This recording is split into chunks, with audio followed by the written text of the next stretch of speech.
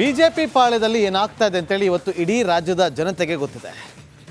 ರಾಜ್ಯಾಧ್ಯಕ್ಷ ವಿಜೇಂದ್ರ ಅವರ ವಿರುದ್ಧ ಒಂದಷ್ಟು ಕಂಪ್ಲೇಂಟ್ ಅನ್ನು ಇಟ್ಕೊಂಡು ಇವತ್ತು ದೆಹಲಿ ಅಂಗಳಕ್ಕೆ ತಲುಪಿರುವಂಥ ರೆಬಲ್ಸ್ ಟೀಮ್ ಸಂತೋಷ್ ಜಿ ಅವರನ್ನ ಭೇಟಿ ಮಾಡಿ ದೂರನ್ನ ಕೊಟ್ಟಿದ್ದಾರೆ. ಕುಮಾರ್ ಬಂಗಾರಪ್ಪ ಅವರು ಭೇಟಿ ಮಾಡಿ ದೂರನ್ನ ಸಲ್ಲಿಸಿದ್ದಾರೆ. ರಾಜ್ಯಾಧ್ಯಕ್ಷರ ಬದಲಾವಣೆ ಆಗಬೇಕು ಅಂತೇಳಿ ರೆಬಲ್ಸ್ ಟೀಮ್ ಇವತ್ತು ಬಿಗಿ ಪಟ್ಟು ಹಿಡಿದು ಕೂತಿದೆ. ಸಂಪೂರ್ಣ ಮಾಹಿತಿಯನ್ನ ಕೊಟ್ಟಿದ್ದಾರೆ ಸಂತೋಷ್ ಜಿಗೆ.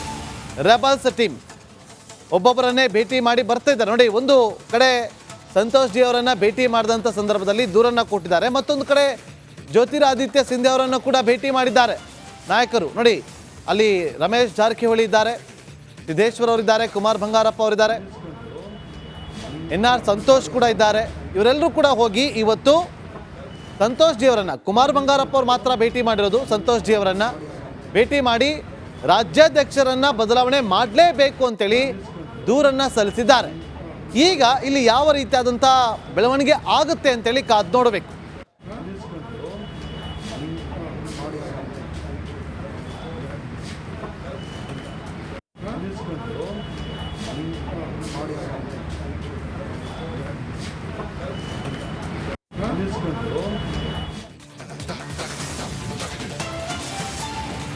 ಬಿಜೆಪಿಯಲ್ಲಿ ಏನಾದರೂ ಇವತ್ತು ಕಾರ್ಯಕರ್ತರು ಉಳಿದುಕೊಂಡಿದ್ದಾರೆ ಅಂತಂದ್ರೆ ಅದಕ್ಕೆ ಕಾರಣ ಯತ್ನಾಳ್ ಅಂತವರಿಂದ ಅಂತ ಹೇಳಿ ಈಗ ಒಬ್ರು ಹೇಳಿಕೆಯನ್ನ ಕೊಟ್ಟಿದ್ದಾರೆ.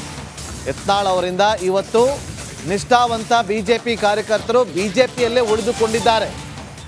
ಹಿಂದುತ್ವ ಕಾರ್ಯಕರ್ತರ ಆಶಾಕಿರಣರಾಗಿ ನಾವು ಇದ್ದೀವಿ.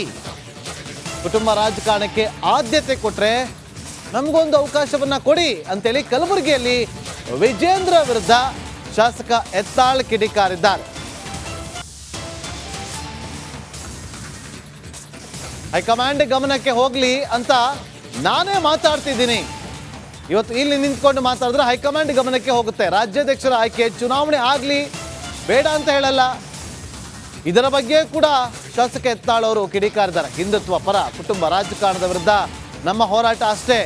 ಭ್ರಷ್ಟಾಚಾರದ ವ್ಯಕ್ತಿ ಮತ್ತೆ ಅಧ್ಯಕ್ಷರಾದ್ರೆ ಎಲ್ಲರೂ ಅವರ ಹಾದಿ ಹಿಡಿಯಬೇಕಾಗತ್ತೆ. ಹೈಕಮಾಂಡ್ ಗಮನಕ್ಕೆ ಹೋಗ್ಲಿ ಅಂತಾನೆ ನಾನು ಮಾಧ್ಯಮಗಳ ಮುಂದೆ ಮಾತಾಡ್ತಾ ಇದ್ದೀನಿ ಅಂತೇಳಿ ರಾಜ್ಯಾಧ್ಯಕ್ಷರ ಆಯ್ಕೆ ಚುನಾವಣೆ ಆಗಲಿ ಬೇಡ ಅಂತ ಹೇಳೋದಿಲ್ಲ ಅಂತೇಳಿ ಬಸನಗೌಡ ಪಾಟೀಲ್ ಯತ್ನಾಳ್ ಅವರು ಹೇಳಿಕೆಯನ್ನು ಕೊಟ್ಟಿದ್ದಾರೆ. ಕೇಳಿ. ಯತ್ನಾಳದಿಂದಲೇ ಪಾರ್ಟಿ ನಿಷ್ಠಾವಂತ ಕಾರ್ಯಕರ್ತರು, ಪಾರ್ಟಿ ಕಟ್ಟದವರು, ಪ್ರಾಮಾಣಿಕರು, ಹಿಂದುತ್ವದ ಪರವಾಗಿ ಮಾತಾಡೋರು ಜನ ಜೀವಂತ ನಾವದೀವಿ. ಕಾರ್ಯಕರ್ತರು ಈ ರಾಜ್ಯದಲ್ಲಿ ಇನ್ನೂ ಆಶಾಕಿರಣ ನಾವೇ ಇದೀವಿ. ತಲೆಗಿಟ್ಕೋರಿ. ಇವ ಯಾವ ದೇವ್ರಿಗೆ ಒಳ್ಳೇದು ಮಾಡಲಿ ಅಂದ್ರೆ ದೇವ್ರಿಗೆ ನಿನಗೆ ಒಳ್ಳೇದು ಮಾಡಲಿ. ಎಲ್ಲೆಲ್ಲಿ ವಿದೇಶನಾಗ ಆಸ್ತಿ ಮಾಡಿಯಲ್ಲ ಅದನ್ನು ರಾಜ್ಯದ ಜನರಿಗೆ ದಾನ ಕೊಡು ಗಮನಿಸಲೇ ಅಂತೇಳಿ ನಾವು ಮಾಡ್ಲಾಕತ್ತಿದ್ವಿ. ಸುಮ್ಮ ಕೂತ್ರ ಪಾರ್ಟಿ ಶಿಸ್ತು ಅಂತ ಕೂತ್ರ ಕುಂಡ್ರ ಮಕ್ಕಳೇ ನಾವು ಹಿಂಗೆ ಮಾಡ್ಕೊತ ಹೋಗ್ತಿರ್ತಾರೆ. ತೆರೆ ಇಳಿಲಿಕ್ಕೆ ಬೇಕಲ್ಲ. 3 ಪಾಯಿಂಟ್ಗಳಾಗ ಯಾರು ಪಾಸ್ ಆಗ್ತಾರೋ ಅವ್ನು ಮಾಡ್ಬೇಕತ್ತೀವಿ. 3 ಪಾಯಿಂಟ್ನಾಗ ಪಾಸ್ ಆದವ್ ನೀವು ಮಾಡ್ತೀನಂದ್ರೆ ಇನ್ನು ಮ್ಯಾಗ ಕುರುಂಬ ಸಾಹೇಬಕ್ಕೆ ಮಾತಾಡಬೇಡ್ರಪ್ಪ. ನಾಳೆ ನಾನು ಹೇಳ್ತೀನಿ, ನನ್ನ ಮಗನೂ ಒಂದು ಕಡೆ ನಿಂದಿರಿಸ್ತೀನಿ, ನಾನು ನನ್ನ ಮಗನ ತಯಾರು ಮಾಡ್ತೀನಿ. ಕುಟುಂಬ ರಾಜಕಾರಣ ಬೇಡತಿರಲ್ಲ. ಇವತ್ತು ನಾ ಅಂತರೂ ಮಾಡಿಲ್ಲ. ನೀವು ಇವನೇ ಮತ್ತೆ ಅಧ್ಯಕ್ಷ ಮಾಡಿದ್ರೆ ನಾಳೆ ಹೇಳ್ತೀನಿ ನನ್ನ ಮಗುಗೂ ಒಂದು ಕ್ಷೇತ್ರ ಕೊಡೋಪ್ಪ ಅಂತ.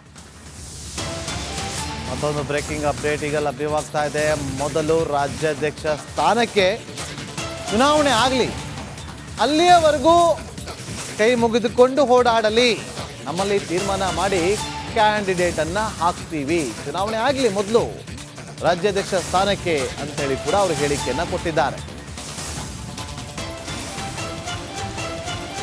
ಮತ್ತಷ್ಟು ಮಾಹಿತಿಯನ್ನು ಕೊಡೋದಕ್ಕೆ ನಮ್ಮ ಪ್ರತಿನಿಧಿ ಸುರೇಶ್ ಈಗ ನೇರ ಸಂಪರ್ಕದಲ್ಲಿ ಜಾಯ್ನ್ ಆಗಿದ್ದಾರೆ. ಸುರೇಶ್, ಯತ್ನಾಳ್ ಅವರು ಇವತ್ತೊಂದಷ್ಟು ಗಂಭೀರವಾದಂಥ ಆರೋಪವನ್ನು ಮಾಡಿದ್ದಾರೆ. ಇವರ ಅಜೆಂಡಾ ಅಷ್ಟೇ, ರಾಜ್ಯಾಧ್ಯಕ್ಷರನ್ನ ಬದಲಾವಣೆ ಮಾಡಬೇಕು ಅನ್ನೋದು.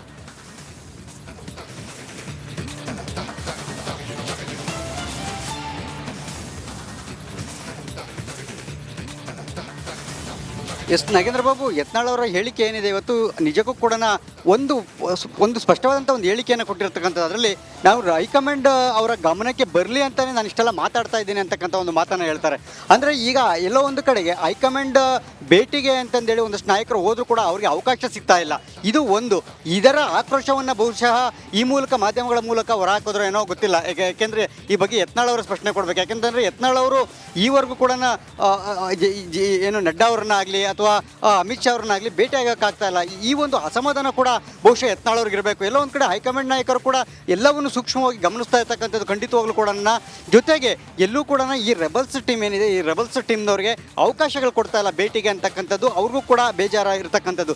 ಕೇವಲ ಪ್ರತಿ ಬಾರಿನೂ ಕೂಡ ಹೈಕಮಾಂಡ್ ಭೇಟಿಗೆ ಅಂತ ಹೋಗ್ತಾರೆ. ಹೈಕಮಾಂಡ್ ಭೇಟಿಗೆ ಅಂತ ಹೋದಂಥ ಸಂದರ್ಭದಲ್ಲಿ ಕೇವಲ BL ಸಂತೋಷಿ ಅಥವಾ ಉಳಿದಂಥ ಒಂದಷ್ಟು ಸಚಿವರು, ರಾಜ್ಯದ ಸಂಸದರು, ರಾಜ್ಯದ ಏನು ಹಾಲಿ ಸಚಿವರೇನಿದ್ದಾರೆ ಒಂದಿಬ್ಬರನ್ನ ಪ್ರಹ್ಲಾದ್ ಜೋಶಿ ಅವರು ಅಥವಾ ಶೋಭಾ ಕರಂದ್ಲಾಜೆ ಅವರನ್ನ ಭೇಟಿ ಆಗುವಂಥದ್ದು ಬರುವಂಥದ್ದು. ಆದರೆ ಎಲ್ಲಿಯೂ ಕೂಡ ಇವರು ಎಲ್ಲಿಗೆ ಹೈಕಮಾಂಡ್ ಅಂತ ಅಂದಿದ ತಕ್ಷಣ ಎಲ್ಲಿಗೆ ಮೆಸೇಜನ್ನು ರೀಚ್ ಮಾಡಬೇಕು, ಇವರ ಒಂದು ಆಕ್ಷೇಪಗಳೇನಿದೆ, ಇವರ ಅಹವಾಲುಗಳೇನಿದೆ, ಇವ್ರ ನೋವುಗಳೇನಿದೆ, ಇವೆಲ್ಲವನ್ನ ಹೇಳೋದಕ್ಕೆ ಒಂದು ಕಡೆ ಇವತ್ತು ರೆಬಲ್ಸ್ ಟ್ರಿಪ್ನ ಕೆಲ ನಾಯಕರಿಗೆ ಆಲ್ರೆಡಿ ದೆಹಲಿಯಲ್ಲಿ ಬಿಟ್ಟಿದ್ದಾರೆ. ಆಲ್ರೆಡಿ ಸಂತೋಷ್ ಜಿ ಅವರನ್ನ ಭೇಟಿ ಮಾಡಿ ಕುಮಾರ್ ಬಂಗಾರಪ್ಪ ಅವರು ದೂರನ್ನ ಸಲ್ಲಿಸಿದ್ದಾರೆ. ಮತ್ತೊಂದು ಕಡೆ ಜ್ಯೋತಿರಾದಿತ್ಯ ಸಿಂಧ್ಯಾ ಅವರನ್ನು ಕೂಡ ಭೇಟಿ ಮಾಡಿದ್ದಾರೆ. ಯತ್ನಾಳ್ ಅವರು ಯಾವತ್ತು ಹೋಗ್ತಾರೆ ದೆಹಲಿಗೆ? ಅವ್ರಿಗೇನಾದರೂ ಕಾಲಾವಕಾಶವನ್ನ ಕೊಟ್ಟಿದ್ದಾರಾ ವರಿಷ್ಠರು ಭೇಟಿ ಮಾಡೋದಕ್ಕೆ?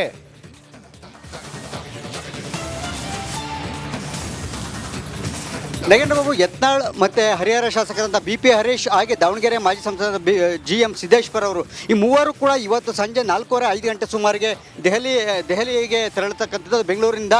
ಸೊ ಹೀಗಾಗಿ ಇನ್ನು ಇವತ್ತು ಅವರು ಹೋಗಿ ಏನು ರಮೇಶ್ ಜಾರಕಿಹೊಳಿ ಮತ್ತು ಕುಮಾರ್ ಬಂಗಾರಪ್ಪ ಟೀಮ್ ಏನಿದೆ ಅವರ ಟೀಮ್ಗೆ ಜಾಯಿನ್ ಆಗುವಂಥದ್ದು. ಆದರೆ ಈ ಬಾರಿ ಅರವಿಂದ್ ಲಿಂಬಾವಳಿ ಅವರು ಹೈಕಮಾಂಡನ್ನು ಭೇಟಿ ಆಗ್ತಾ ಇಲ್ಲ ಅಂತಕ್ಕಂಥದ್ದು ನಮಗಿರುವಂತಹ ಮಾಹಿತಿ. ಯತ್ನಾಳ್ ಮತ್ತು GM ಸಿದ್ದೇಶ್ವರ್ ಹಾಗೆ BP ಹರೀಶ್ ಅವರು ಇವತ್ತು ಹೋಗಿ ಜಾಯಿನ್ ಆಗ್ತಾ ಇದ್ದಾರೆ. ಜೊತೆಗೆ ನಮಗಿರುವಂಥ ಮಾಹಿತಿ ಇವತ್ತು ಸಂಜೆ ಮತ್ತೆ ರಾಜ್ಯದ ಕೆಲ ಸಂಸದರು ಮತ್ತೆ ಏನು ಒಂದು ಅಷ್ಟು ಆಪ್ತ ಸಂಸದರು ಏನಿದ್ರೆ ಅವ್ರ ಜೊತೆ ಒಂದಷ್ಟು ಮೀಟಿಂಗನ್ನು ಮಾಡುವಂಥ ಸಾಧ್ಯತೆಗಳಿದೆ.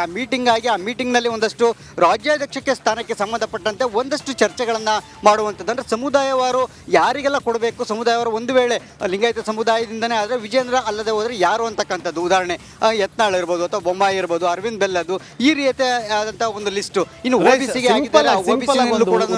ಈಗ ಈ ರೆಬಲ್ಸ್ ಟೀಮ್ಗೆ ರಾಜ್ಯಾಧ್ಯಕ್ಷರ ಬದಲಾವಣೆ ಆಗಬೇಕಾ ಅಥವಾ ಕುಟುಂಬ ರಾಜಕಾರಣವನ್ನ BJP ಪಾಳದಲ್ಲಿ ಸ್ಟಾಪ್ ಮಾಡಬೇಕಾ? ಮೇನ್ ಅಜೆಂಡಾ ಏನು? ಸಿಂಪಲ್ ಆಗಿ ಹೇಳೋದಾದ್ರೆ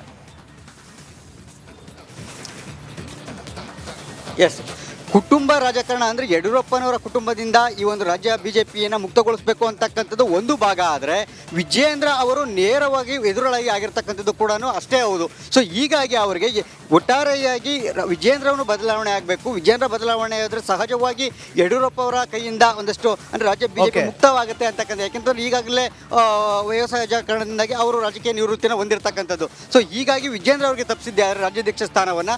ಸಹಜವಾಗಿ ಮತ್ತೊಬ್ಬರಿಗೆ ಅಥವಾ ನಮಗೆ ಅಥವಾ ಮತ್ತೊಬ್ಬರಿಗೆ ಯಾರಿಗಾರು ಸಿಗುತ್ತೆ ಅಂತಕ್ಕಂಥದ್ದು ಕೂಡ ಯತ್ನಾಳ್ ಅವರ ಒಂದು ಬಲವಾದಂಥ ವಾದ. ಒಟ್ಟಾರೆ ಹೈಕಮಾಂಡ್ ನಾಯಕರು ಇವರು ಯತ್ನಾಳ್ ಅವರ ಅಂದರೆ ಯತ್ನಾಳ್ ರೆಬಲ್ಸ್ ಟೀಮ್ ಏನಿದೆ ಅವರ ವಾದಕ್ಕೆ, ಅವರ ಒಂದು ಮಾತಿಗೆ ಎಷ್ಟರ ಮಟ್ಟಿಗೆ ಮನ್ನಣೆಯನ್ನು ನೀಡುತ್ತೆ ಅನ್ನೋದನ್ನ ಕಾದು ನೋಡಬೇಕಾಗಿದೆ. ಒಟ್ಟಾರೆ ಒಂದು ವಾರಗಳಂತೂ ಬೇಕೇ ಬೇಕು ಈ ಎಲ್ಲ ಬಣಬಣದಾಟಕ್ಕೆ ಬ್ರೇಕ್ ಬೀಳೋದಕ್ಕೆ ನಾಗೇಂದ್ರ ಬಾಬು.